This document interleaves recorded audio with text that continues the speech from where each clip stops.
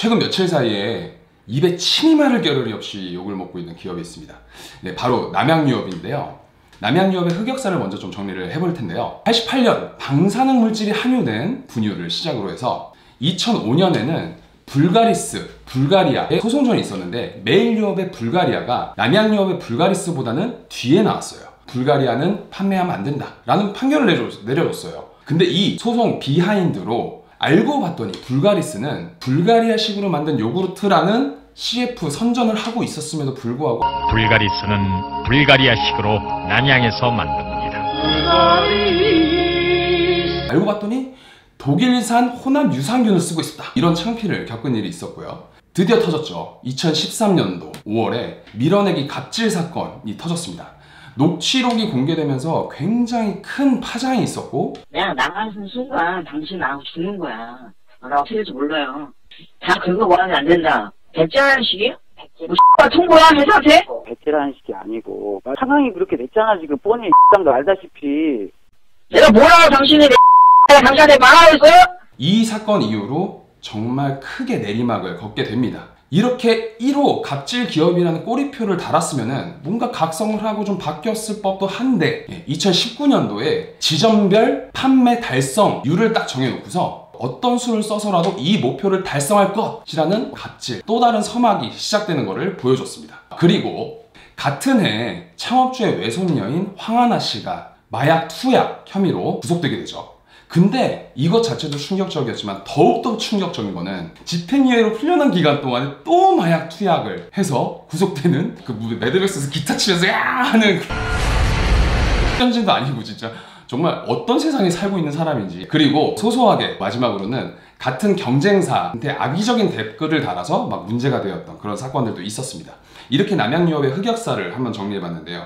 그러면 최근에 이슈가 되고 있는 문제들 한 번씩 짚어보도록 하겠습니다. 첫 번째로, 불가리스가 코로나19 예방에 좋다?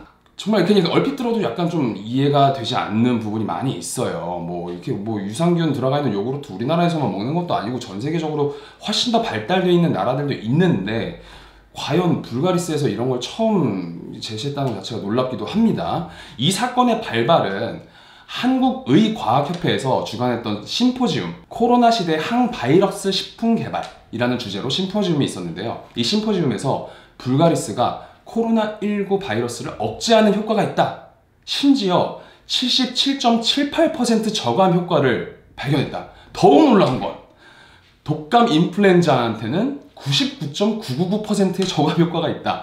우리는 여태까지 독감 예방주사를 아프게 맞으면서 뻘짓을 하고 있었던 겁니다.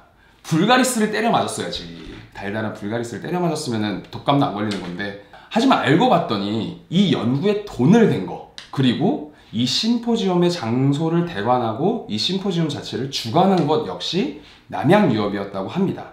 한마디로 셀프 연구, 자기 자랑, 불가리스를 엄청 크게 홍보를 한 거예요. 그래서 결과적으로 불가리스가 전 매장에서 매진되는 사건이 벌어지고 남양유업의 주가가 상을 쳐버립니다. 우리나라 사람들도 참 정말 이 어떻게 보면 너무 잽싸서 너무 빨라서 문제예요. 다 사버렸어요, 그거를. 알고 봤더니 이 실험 대상 자체가 사람도 아니고 원숭이랑 개의 세포였다고 합니다. 심지어 한간에서 얘기 들은 거는 이 바이러스를 세포 안에다 놓고서 그 위에다가 불가리스를 떨어뜨려가지고 실험했다라는 얘기도 있어요. 이거 무슨 초등학교 과학상자 실험도 아니고 인체 내가 아니라 세포나 실험관 내에서 이 바이러스 저감 효과를 나타낸 약물은 수백 가지가 넘는다고 해요. 인체에서 효과가 있는 거는 단 하나도 없다 라고 보면 된다고 합니다. 이런 어떤 연구 결과를 가지고서 그 언론의 대서특필하는 것 자체가 거의 없는 드문 일이라고 해요. 우리나라에서는 뭐 그렇다 쳐도 이거 대서특필하고 막 언론에 내고 이거 세계적으로 창피해서 이거 어떡합니까? 이게 노이즈 마케팅인지 이게 머리가 좋은 건지 안 좋은 건지 잘 모르겠어요, 사실.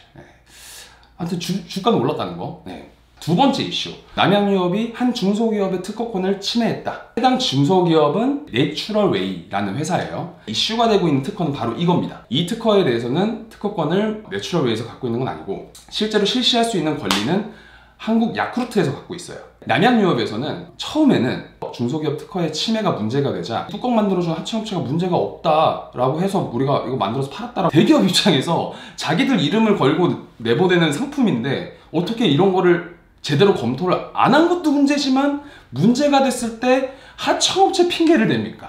약간 분위기가 약간 이상하게 흘러가는 거를 눈치채자 남양유업에서는 이렇게 얘기를 해요. 아, 그래, 사실은 알고 있는데 특허권이 나오기 전에 이미 있었던 기술이다 이거. 그래서 특허가 되면 안 되는 건데 특허가 된 거다. 이거 무효예요 여러분 라고 해명을 하고 나섭니다. 이런 겁니다.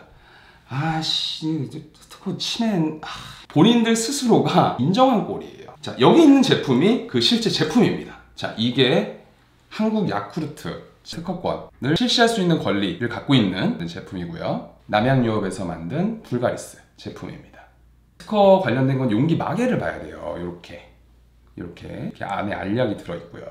캡슐과 액상을 한 번에 드십시오. 신기한 점은 이렇게 뚜껑이 닫혀있는 상태에서 이렇게 뭐 아무리 기울어봤자 이 알약이 내용물 액상과 섞이지가 않습니다. 뚜껑을 열고 안에 약간 액상이 조금씩 보이기 시작합니다. 알약은 그대로 있죠. 자, 그대로 제가 한번 먹어볼게요. 알약 나온 거 보셨나요?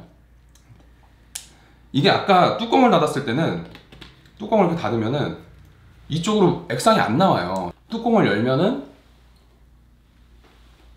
액상이 나오는 거예요. 자, 이것도 마찬가지 이렇게 알약이 들어있죠 안에. 심지어 뚜껑 자체를 바꿔 껴도 그대로 맞습니다. 뚜껑을 지금 바꿔 꼈는데도 이질감이 전혀 없죠. 아, 이 정도면은 너무 따라한 것 같아요. 심지어 본인들도 문제 소지가 있다라는 것을 인지를 하고 있는 상황인 것 같고, 남양유업 정도 되는 대기업이라면은 이 산업을 좀 이끌고 있는 어떤 리딩 컴퍼니인데 중소기업한테 좀 본보기가 되게끔 남양유업은 좀 각성했으면 좋겠습니다. 아니 장난하냐고 지금. 아 대체 당신은 뭔데? 나하고 씨발 무슨 원수였어?